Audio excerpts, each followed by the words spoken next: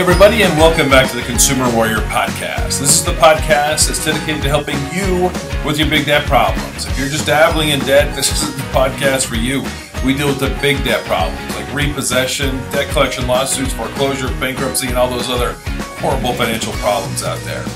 We're here to help you to help yourself. Welcome back to the show. I'm your host, John Skiba. And on today's episode of the Consumer Warrior Podcast, I want to talk about and provide some tips on how to keep your cool when dealing with aggressive collectors, debt collectors, creditors, anybody who's trying to pry money out of your hands and put it into their pocket. What's one way that you can keep your head? Because these types of interactions can become contentious very quickly, and sometimes that's by design by those debt collectors.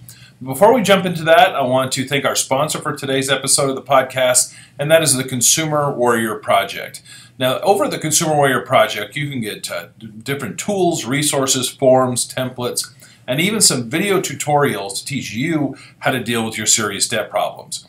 Whether it's a debt collection lawsuit, whether it's bankruptcy, whether it's debt settlement, you can get the information and the resources you need as you navigate the court system and the debt collection system to try to get the best result possible. You can learn more about that by going over to legal.coach. That's the actual website, www.legal.coach, where you can learn more about those resources and how you can obtain those and get access to those right now. So in today's episode of the podcast, like I said, I want to talk about just keeping your cool. And why this topic is top of mind to me is because I was in court yesterday in my law practice, and there was a dispute between, typical creditor and someone who owed some money. And it came out in the court, the creditor started talking about all the interactions that they had had with this person and how really things had deteriorated as far as the conversation went, as far as name calling and, swearing and, just disparaging the other party. And I'm not saying that my client wasn't justified in stating those things, because I think that a lot of those things were actually very true, but I think that it didn't help the situation. It didn't help to resolve it. It created a tense atmosphere between the parties, and it was embarrassing for my client that those things came out in court.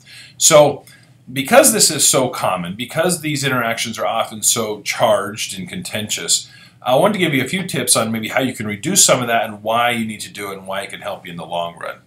Now, part of, when you're trying to settle a claim and you're trying to resolve something, there's this inherent tension because, the collector wants something, they want money from you, and you often don't have that money to give.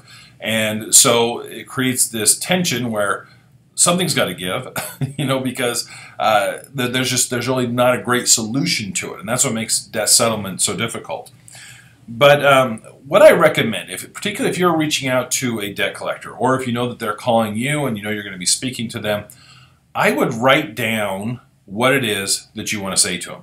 I always say particularly when you're trying to settle a claim, you're going to get a better result if you've thought it out, if you've looked at your budget, you know what you can afford, whether it's a monthly payment or whether it's a lump sum. Put something together ahead of time so that you're prepared for it. You don't want to just go into this cold, because if you do, that's when the tempers start to flare and emotion takes over. But if you've really thought it out, if you have a proposal you want to give to the creditor, you can say, you know what, I've looked at my budget, here's what I can do. I can pay X amount, I can pay it on this specific date, and if you can't answer right now, I need to have a response back to you and give them a certain time period. Give them a deadline to respond to you at. If you come across as collected and that the offer has been well thought out, I think it'll be received better, and it's going to lead to a much more likely environment where a settlement can take place.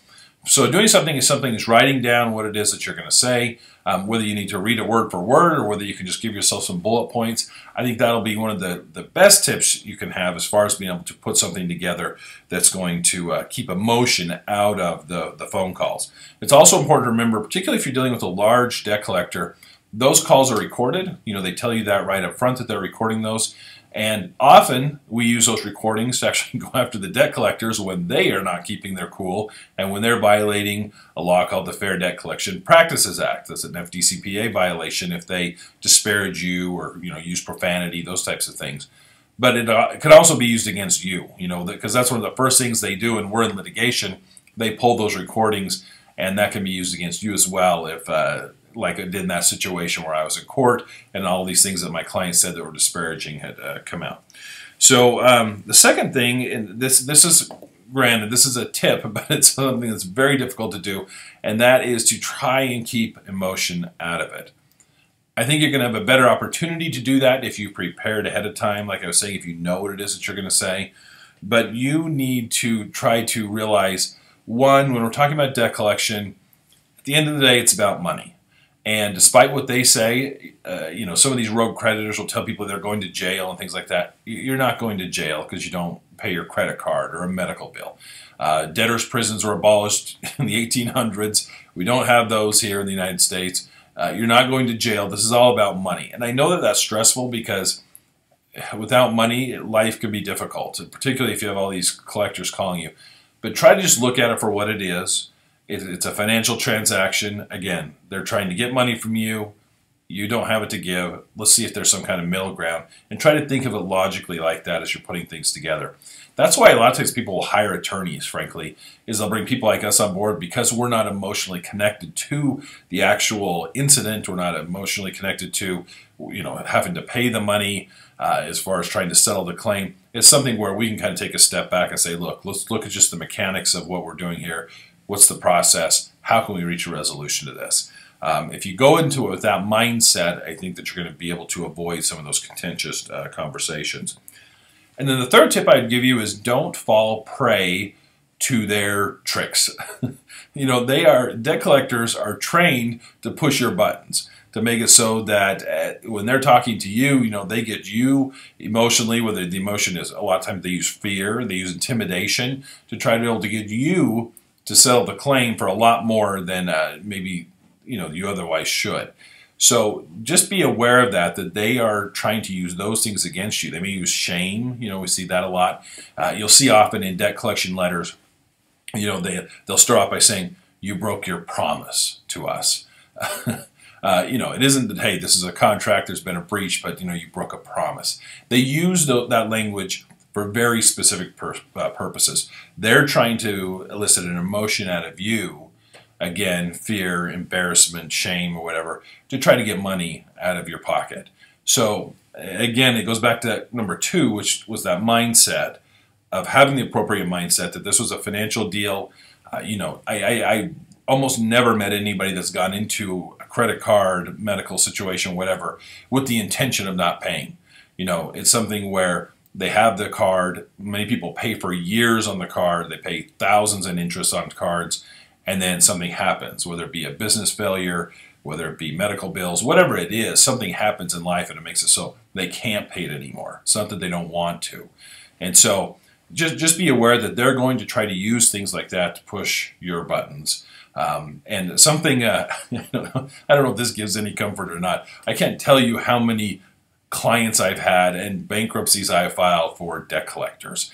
Usually the person on the other end of the phone is in a similar situation. They actually know what it is that you're going through, and that's a tough job. And so maybe that's why they have that job, is because they, their options, they don't have a lot of great options. And so they're in the debt collection business, which has high turnover, almost 100% turnover. Kind of a little interesting fact there. They have almost 100% turnover every year in those types of jobs. So just know you're not a bad person. You're not, you're just in a bad, tough situation. And so keeping your head is going to make it so you can get a better overall resolution, and it can help you avoid some embarrassing, intense situations if things do go south and you end up in some kind of legal or courtroom proceeding. So that's going to do it for this episode of the Consumer Warrior Podcast. Again, I appreciate you listening in today.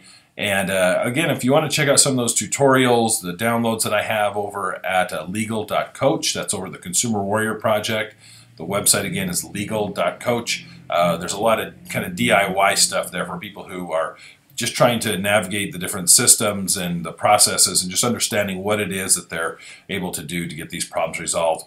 There's some great resources there for you over at legal.coach. And that's going to do it for this episode, and I will catch you next time.